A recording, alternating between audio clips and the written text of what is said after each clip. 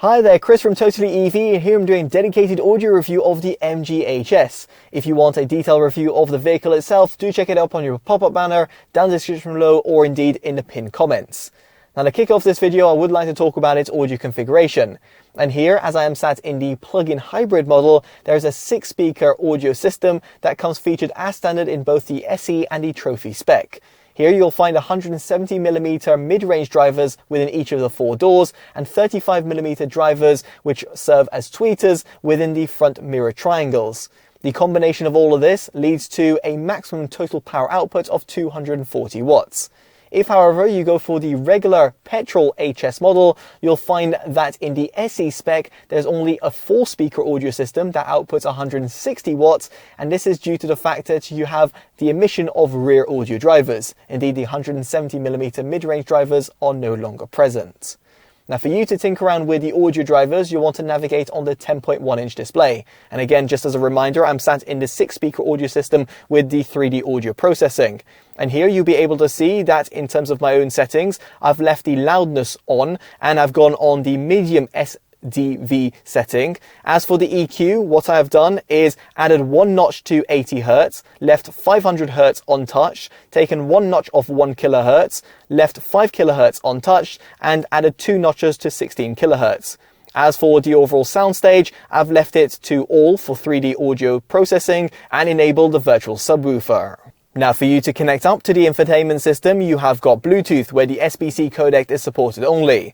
Thankfully, however, you have got the support for Android Auto and Apple CarPlay, which will work over a wired connection, and therefore will be certainly recommended for you to get the best audio fidelity. Now with all that out of the way, let's get on to cabin noise. And here the objective numbers that were recorded by myself using a sound meter will be on your screen. What I will say is while sat within the cabin, I did hear a little bit of road noise creeping in from the tyres while traversing on uneven terrain or on the motorway, and a little bit of wind noise that can be heard deflecting off the A-pillars and the wing mirrors. However, in the grander scheme of things, it was actually pretty minimal, as the numbers suggested. I would also like to point out that in comparison to the fully electric ZSEV, the HS plug-in hybrid actually does a far better job, as it doesn't suffer from any low-end reverberations, which could have been heard when you're traversing at lower speeds in the fully electric variant. So it's great to see that it's not a problem in this model. Now with that in mind, let's get on to a sound demo. I'll be placing the camera and microphone in 4 separate locations and playing back a track. It's from Priya J and it's titled Like Me.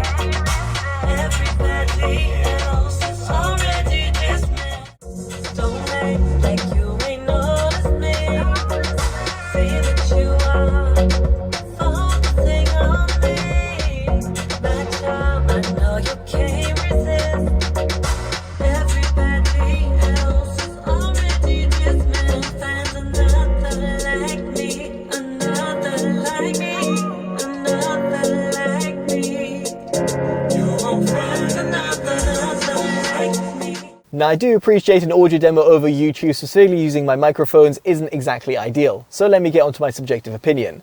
Now first off, in terms of that sub-bass rumble, it is a little bit cut short, and while you have got that virtual subwoofer option, at least in the 6-speaker audio system, it isn't exactly all that impressive. In this respect, it can't compete with audio systems that do have a dedicated subwoofer in the boot, or for example, drivers that are found underneath the front 2 seats. Now as for its mid-bass impact, it is actually quite hearty. In this respect, I had no problems both at the front or rear of the cabin. It doesn't exactly give you the best sort of confidence when it comes to the overall quality, but the quantity is certainly there. As for the overall mid-range, it is a little bit pushed back and recessed. If you do EQ it quite a lot through the infotainment system, you will feel that the audio just feels a little bit veiled and a little bit artificial sounding. So therefore, you'll probably not want to go too crazy on the EQ. And in my case, I actually reduced a few notches in certain departments, just in order for me to get a bit more of that reference sounds. So just respect that you're going to get a bit more of that V-shaped sound signature.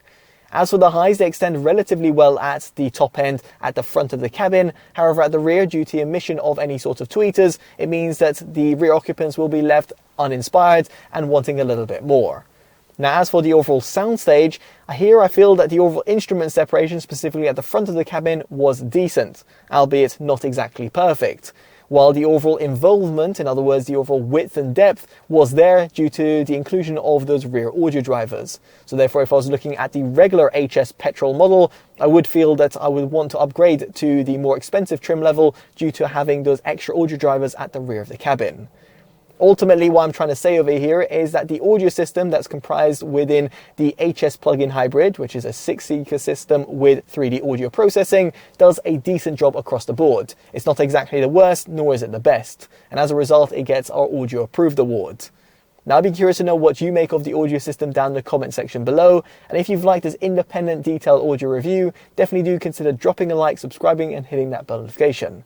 All of which would be greatly appreciated. As such, I've been Chris from TotallyEV, and I'll hopefully see you in the next one. Take care of yourselves, and goodbye.